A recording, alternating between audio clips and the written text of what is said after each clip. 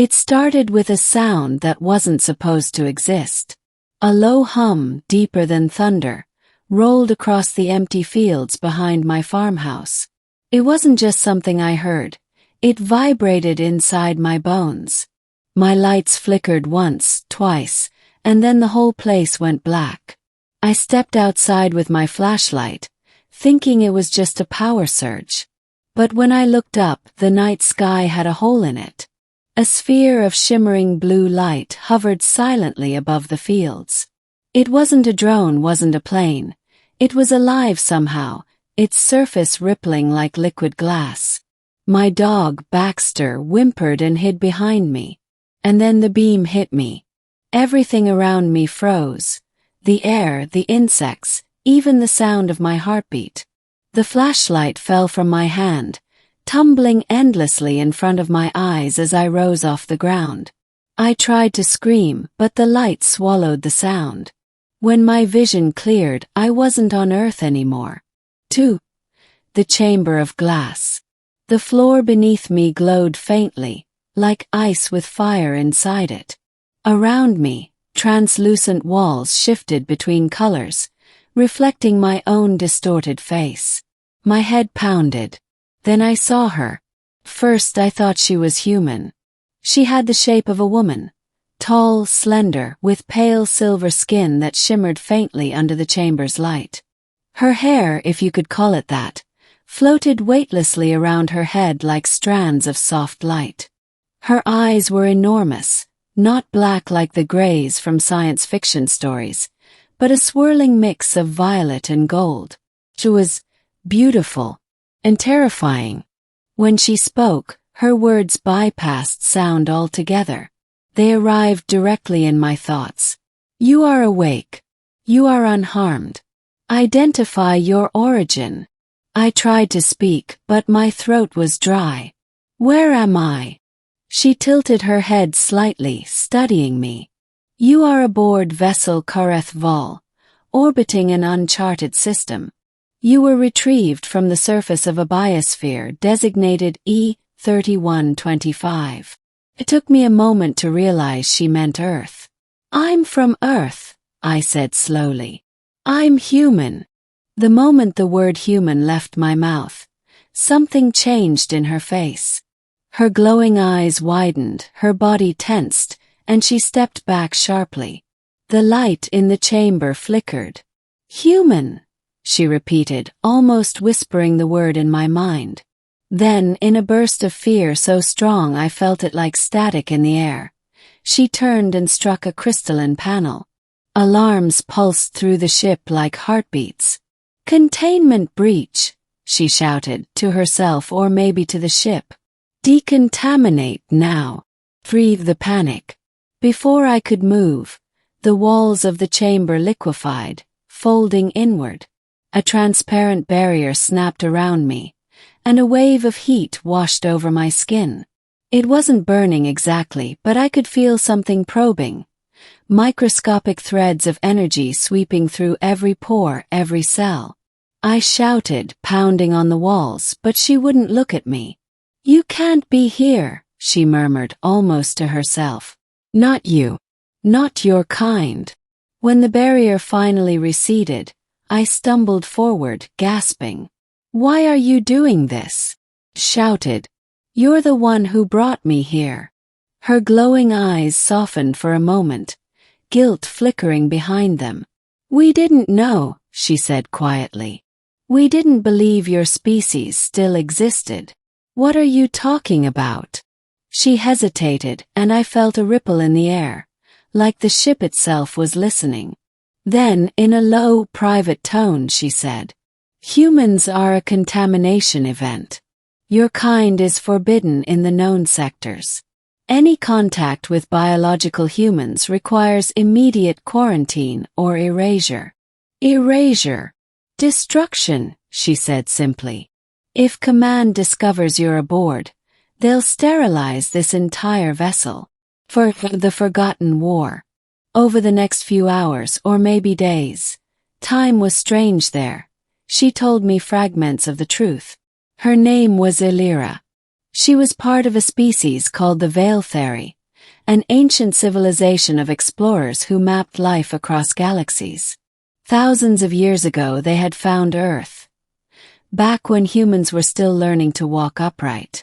They observed from afar, seeded knowledge, even altered DNA in subtle ways to help evolution along. But something went wrong. Humanity wasn't supposed to develop so fast, she said, pacing the chamber. You evolved unpredictably, dangerously. You learned to destroy before you learned to understand. She told me about something they called the First Contact tragedy. A small Veiltheri research fleet landed on Earth during the late 21st century, disguising themselves as humans to study our society. But human paranoia turned lethal. Nations fought over their technology, entire cities burned, and the visitors vanished. Since then, Alira said softly, your world was locked away. We erased all traces. To the galaxy, Earth became myth. And now I'm proof it's real, I muttered.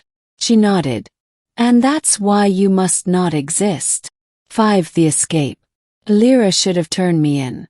By her laws she was obligated to. But she didn't. Something about me, maybe my fear or my insistence that I wasn't a threat, made her hesitate. She hid me in a small service chamber near the ship's energy core, shielding my biosignature with her own. We spent what felt like weeks together in secret.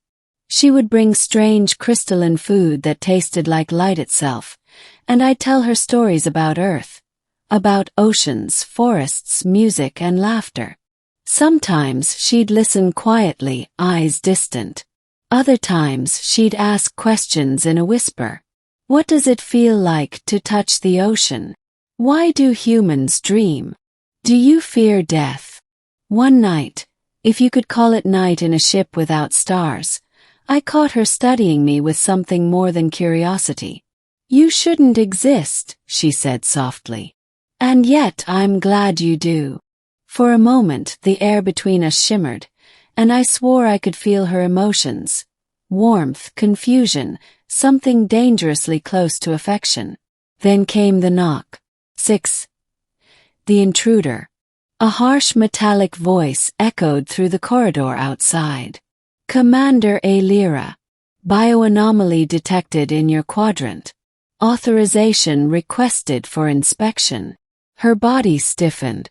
Stay quiet, she whispered and vanished through the wall, a trick she hadn't shown me before. Through the translucent panel, I saw 2 figures enter the corridor, taller than her, wearing armor that pulsed with blue light.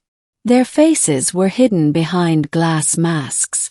Energy fluctuations indicate contamination, one said. We're under orders to verify all organic specimens. Alira's voice came back calm, commanding. I've already run diagnostics. It was a sensor malfunction. Then you won't mind if we confirm. They moved toward my hiding chamber. I pressed myself against the inner wall, holding my breath. Alira stepped in front of them. Her tone sharpened. You question my report. There was silence. Then one of them said carefully, your record shows anomaly during retrieval operations on E3125. That system is forbidden. Command may request your debrief. Then they can request it from my ashes, she snapped. For a second, the corridor filled with tension like a drawn blade. Then the guards backed away. Proceed, Commander, they said and left. When she returned, I could see the tremor in her hands. They know, she said. We have to leave. 7. The Forbidden Star. We stole a scout vessel from the docking bay. A sleek dart of metal and light, silent as thought. Alira overrode the launch codes with a wave of her hand, and the main ship's gravity well released us into the void. Stars spread out like shattered diamonds. Where are we going? Asked. Somewhere they won't follow, she said. There's a dead system nearby. No signals, no patrols. You'll be safe there. But what about you? She hesitated. If I return, they'll erase me for treason. If I don't, I finished for her. They'll hunt you down. Her eyes met mine. You were never supposed to exist. Yet here you are. Maybe. That means everything they fear is wrong. 8. The planet of glass. We landed on a desolate world orbiting a dying red sun. Its surface was a wasteland of glass plains, stretching for miles, fractured and glittering like frozen waves. Aelira configured a small shelter from her ship's components. It hummed faintly, generating breathable air and warmth. For the first time since my abduction, I saw something like peace on her face. This place was once alive, she said, running a hand along the glass. A civilization burned itself out here, like yours almost did. We call it the mirror world. Fitting, don't you think? We talked for hours about life, about fate, about what it meant to be human or veil theory. I told her about loneliness, and she told me about silence, the kind that stretches across galaxies. She showed me her true form once, an ethereal being of light, fluid and graceful, her body dissolving into luminous threads. And for a moment, I saw something beyond comprehension, a being who carried centuries of sorrow. When she returned to her physical shape, she whispered, "Now you've seen me. Now you understand why we fear your kind. Humans break everything they touch, including beauty." I didn't know what to say. So I reached out, gently took her hand and said, "Then let me be different." 9. The signal. We lived in that fragile peace for what might have been days or weeks. Then one morning the sky turned white. A piercing tone split the air, and Aelira froze. "No," she whispered. "They found us." A fleet emerged above the atmosphere. Dozens of silver vessels, each shining like a blade. The lead ship broadcasted a single chilling message. "Veil Theory Commander Aelira, you are charged with contamination, concealment of a biological Class Z entity, and violation of the Protocol of Purity. Surrender immediately." She turned to me, eyes trembling. "If they capture you, they'll disintegrate you before I can explain. So we run again." "Yes." She shook her head. "There's nowhere left." I saw it then, the decision forming behind her eyes. She activated a control on her wrist, and a deep hum filled the air. "What are you doing?" "There's one way to fix this," she said quietly. "I can transfer your pattern into light, encode it into the quantum fabric of the void. You'll live, but not as you are." "You mean I won't be human anymore?" Her eyes shimmered with tears that glowed like molten gold. "You'll be more than human. You'll be free." 10. The choice. The ground trembled as the fleet descended. The sky burned with plasma fire. I grabbed her hand. "I won't let you do this," I said. "You'll die." "I already have," she whispered. "The moment I saved you." She pressed her palm to my chest, and warmth flooded my body. Pure, radiant energy that filled every cell. My vision blurred, and I felt myself dissolving into light. Through the haze, I heard her final words. "Tell your world we were real. Tell them we tried to understand." Then, in a burst of brilliance, everything vanished. 11. After light, I woke up on the edge of the same field where it all began. The grass was wet with dew, and dawn was breaking. My farmhouse stood silent, untouched. My watch said only 3 hours had passed. For weeks, I tried to convince myself it was a dream. But then I found the mark on my chest, a faint, glowing pattern like interlocking stars. It pulsed when I closed my eyes, humming softly in a rhythm that wasn't human. And sometimes at night I hear her voice in my mind. "We are light, and light never truly dies." 12. Epilogue. The return years later, I became an astronomer. I spent every night scanning the sky, looking for that ripple of blue light, the hole in the stars. Most of my colleagues laughed when I told them about Lyra. But last month, something appeared on our deep space sensors. Faint, repeating signal, not like any natural pulse. It wasn't a star, not a planet, not even a ship. It was a message. 3 words encoded in quantum phase. Still watching. Always. I stared at the data until dawn, heart pounding. The signal faded soon after, but I knew it wasn't random. It came from the same coordinates as that dead system we hit on. Now I sit here writing this down because someone has to know. Maybe she survived. Maybe she became the light she always spoke of. And maybe one day, when humanity finally learns to reach the stars without destroying everything we touch, she'll be waiting.